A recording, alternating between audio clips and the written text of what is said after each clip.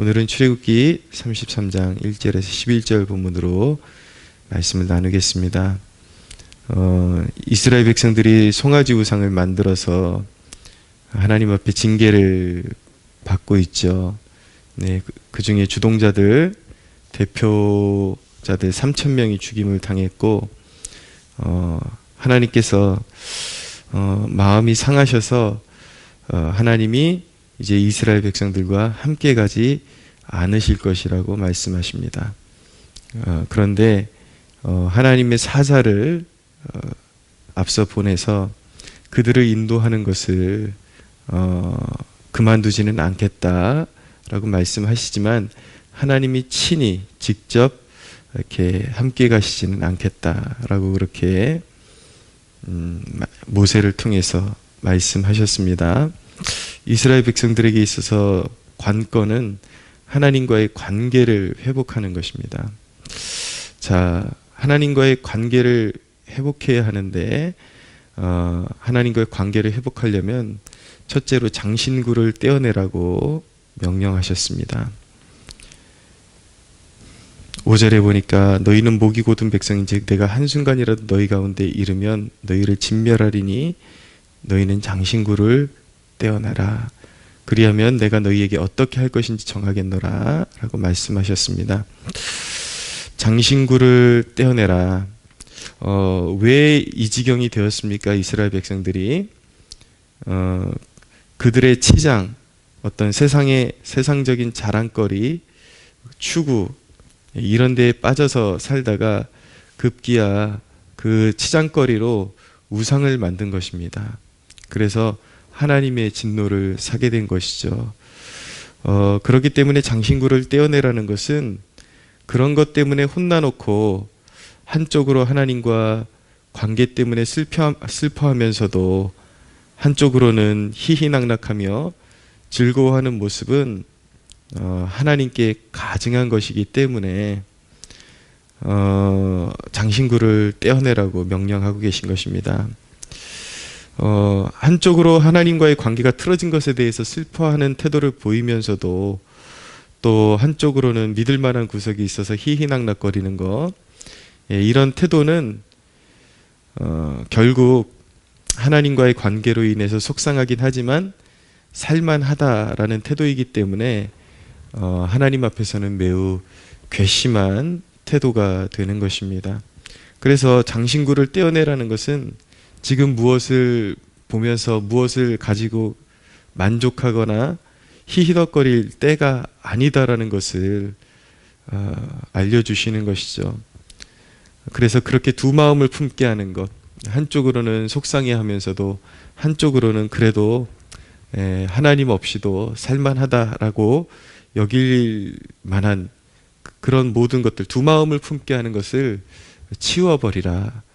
그래야 하나님께서 앞으로 길을 보이시고 함께 갈 수 있는 길을 보여주실 것이라는 그런 말씀인 것입니다. 하나님은 어떤 세상의 우상과 자신을 견주는 것을 결코 허락하지를 아니하십니다. 세상의 그 어떤 것과도 하나님 외의 가능성을 또 다로 열어두고 그렇게 하나님과 재는 것을 허락하지 아니하시죠. 그래서 하나님과의 관계를 회복하려면 내 마음 가운데 은근히 믿는 구석이 있는 것, 이런 것들을 다 치워버리고 하나님 앞에 온전히 엎드려야 하나님께서 새 길을 보여주시고 하나님께서 갈 길을 인도해 주시는 것입니다. 두 번째로 하나님과 관계를 회복하려면 정말 각성하는 태도가 필요합니다. 7절 이하에 보면 모세가 회막에 가서 하나님과 대면하는 그런 대목이 나오는데, 모세가 하나님과 그 회막에서 하나님을 만날 때에 바깥에는 구름 기둥이 내려서 회막문에 이제 그 구름 기둥이 내려와 있었다라는 것을 알게 됩니다. 그런데 그 장면을 멀리서 바라보던 이스라엘의 회중이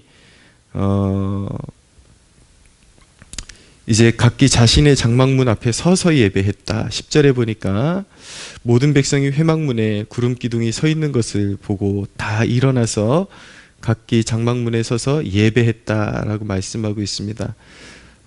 말씀을 곰곰이 묵상하고 바라보면 이스라엘 백성의 태도가 조금 그래도 변했다라는 것을 알게 됩니다. 이전과 사뭇 다르다.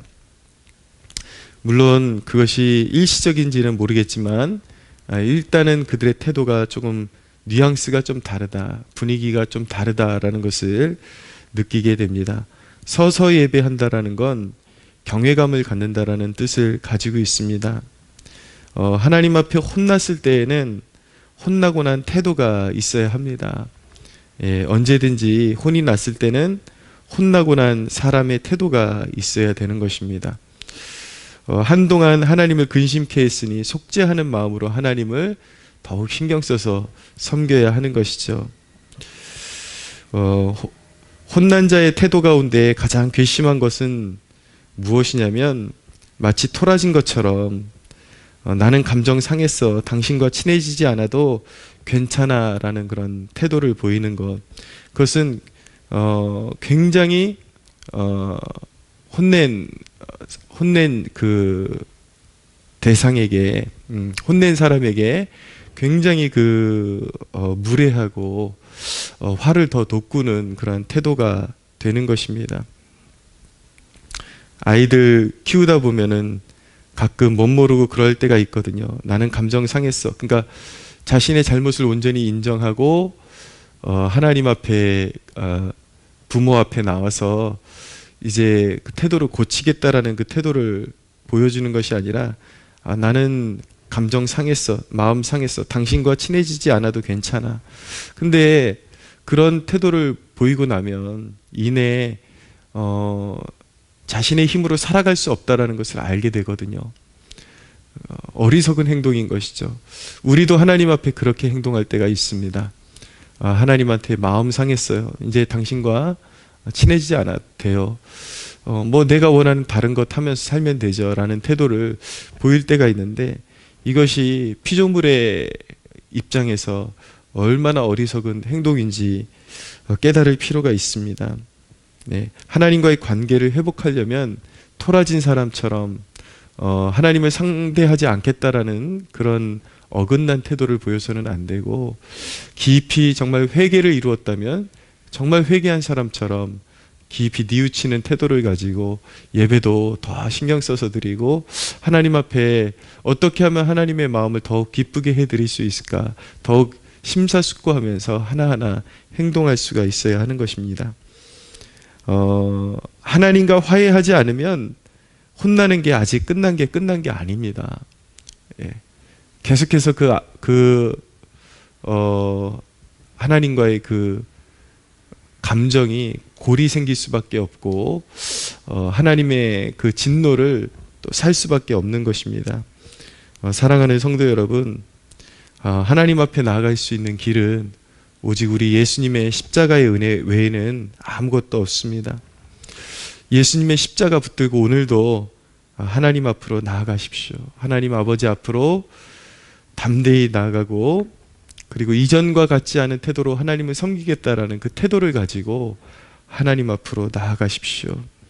하나님과 화해하지 않고 일터로 나가고, 하나님과 화해하지 않고 다른 무엇인가를 하러 나가고, 여러분, 하나님께서 복 그 자체이시고 하나님께서 복을 내리지 아니하시면 우리는 숨조차 쉴 수 없고, 하나님이 복을 내리지 아니하시면 사단의 조롱거리가 될 수밖에 없고, 하나님께서 복을 내리지 아니하시면 오늘 하루의 안전도 보장받을 수가 없고, 많은 사람이 멋모르고 나는 복 같은 거 필요 없다, 하나님의 복 같은 거 필요 없다, 뭐 기독교를 복 받으려고 뭐 믿는 것이냐, 예수님을 복 받으려고 믿는 것이냐 라고 말하는 사람들이 있는데, 물론 그 복을 무엇이라고 정의하느냐에 따라서 그것이 그냥 단순히 기복이 될 수도 있지만, 우리가 우리의 처지를 깨닫고 나면 한순간도 하나님의 복이 없이는 살 수 없는 존재라는 것을 깨달아야 하는 것입니다.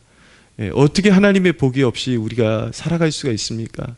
나는 하나님의 복이 없이도 살아갈 수 있다라고 말하는 사람들, 정말 신앙이 뭔지도 모르고 또 우리의 처지가 어떤지도 모르는 것이고, 또 하나님이 어떤 분인지 하나님의 도움이 없이는 우리가 살 수 없다라는 것을 처절하게 깨닫지 못했기 때문에 그렇게 팔자 좋은 소리를 하고 있는 것이죠.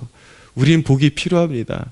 예, 하나님의 복이 있어야 오늘도 시험을 이기고, 하나님께서 복 주셔야 오늘도 당연하게 우리가 생각하면서 누리며 살았던 것들 호흡하고 또 건강을 지켜내고, 우리 자녀들이 학교 갔다가 누군가에게 납치당하지 않고 그냥 무사히 귀환할 수 있는 거, 그리고 교통사고 당하지 않고 자녀들이 무사하게 길을 건너서 집으로 올 수 있는 거, 사실은 당연한 것이 아니라 하나님께서 다 복을 주셨기 때문에 그것이 가능한 거예요.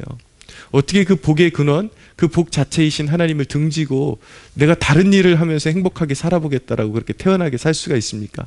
하나님께서 그 복마저 거두어 버리시면 아무것도 아닌 건데, 예, 여러분 거는 아무것도 없습니다. 우리 거는 아무것도 없습니다. 하나님께서 작정하고 그 손에서 빼앗아 버리면 그냥 속절없이 빼앗겨야 되는 것이 피조물의 입장인데, 여러분 어떻게 하려고 하나님과 화해하지 않고 내 뜻대로 살아보겠다고 하나님과의 감정에 골이 생긴 것을 풀어내지 않고 그렇게 살아가려고 하십니까? 그것은 참으로 미련하고 어리석은 그런 태도인 것입니다. 사랑하는 여러분, 하나님 앞에 혼났을 때에, 하나님하고의 관계 속에서 골이 생겼을 때에 그것을 끌지 마십시오. 오래 끌지 말고 반드시 하나님과의 관계의 회복을 사모하고 추구해야 하는 것입니다. 온 마음 다해서 하나님의 얼굴을 구하십시오. 하나님 없이 살 수 있을 것처럼 그렇게 팔자 좋게 그런 태도로 살아가지 말고 온 마음으로, 예, 하나님의 얼굴을 구하고 하나님의 임재가 느껴질 때까지 안심하지 마십시오. 예, 여러분, 하나님 없이는 우리는 한 줌의 죄요, 심판받을 죄인에 불과하고 아무것도 아닙니다. 하나님과의 관계를 가장 인생에 귀하고 가장 중요한 우선순위로 두시고, 예, 하나님이 나와 함께 하신다라는 확신이 서지 않고는 일터도 나가지 마십시오. 밥도 먹지 마십시오. 하나님과의 관계가 가장 우선이라는 것을 여러분들의 삶 가운데 마음에 새기고, 오늘도 그런 정신으로 하나님 앞에 예배하고 승리하고 하나님이 함께 하신다는 그 확증을 얻어서 하루를 시작하시고 승리하시는 여러분들 되시기를 예수님의 이름으로 축복합니다.